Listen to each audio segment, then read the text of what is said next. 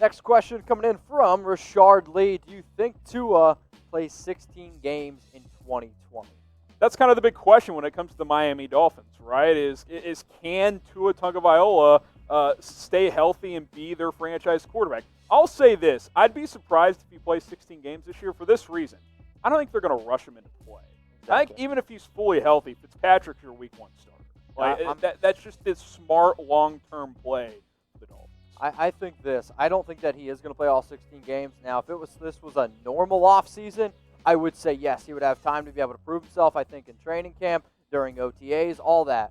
Unfortunately, we don't have that this year, so I think they're going to take it slow, and when he's ready to go, they'll put him out there.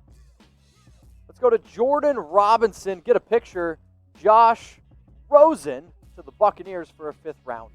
By the way, for you Dolphins fans, chatsports.com/DolphinsTV, our Dolphins-only YouTube channel, just crossed 100 subscribers, so go check that out for you Fins fans. Josh Rosen here, I don't know if you get a 5th for him at this point. I was just going to say. I'm lower on Rosen than most. I didn't like him a lot coming out of college. I judge quarterbacks a little harshly, I think. He couldn't win at UCLA. You know what I mean? And people are like, oh, well, XYZ, excuse. Well, he's been traded already once, and people want to trade him again. There's a reason he hasn't played that well. And, yeah, the situations haven't been great for Rosen, but at the same time, Ryan Fitzpatrick is out there balling out at 38 years old, and Rosen can't get on the field for the Dolphins. So yeah, if I'm the Bucs, I'm not trading a 5th rounder. If I'm the Dolphins, I'm like, hell yeah, give us a 5th for Josh Rosen. That would be awesome. Who's going to have more wins in 2020? The Miami Dolphins, Type D, or the Arizona Cardinals, Type C? So both of these teams, I think, vastly improved this offseason.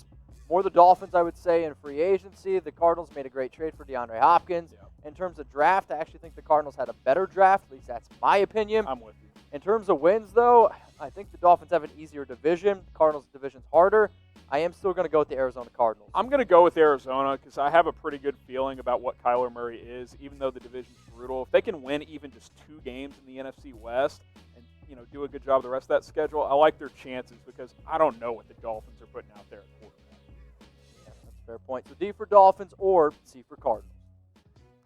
Ebon Schwartz. Adams to the Fins for a 1st, 3rd, and Bobby McCain. So we actually did a Dolphins mailbag, so check that out, Yvonne, if you haven't already.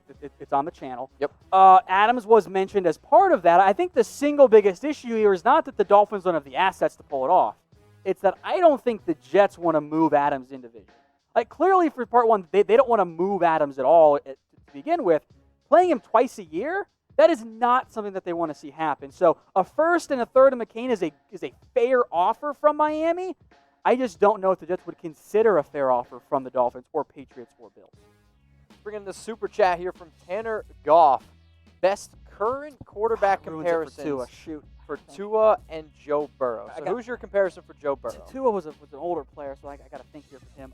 For Burrow, I'll give you a current one. It's Jared Goff, but actually good under pressure.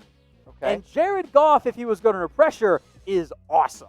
That's Jared Goff's biggest issue is the first read's not there and he wilts like a flower in the Texas heat. I think he's reminds me of Drew Brees, where he actually doesn't have all these elite characteristics in terms of talent, but he gets it done. And Joe Burrow doesn't miss a pass, and in that national championship game, didn't miss a pass, and I think that's Drew Brees. So who's your Tua comparison? Well, it was going to be Steve Young because lefties were literally a dead breed before Tua came around for the NFL.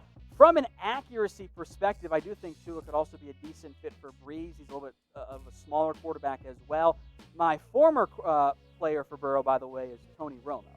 Because there are some moments where Burrow's out there almost kind of playing backyard football. Really reminds me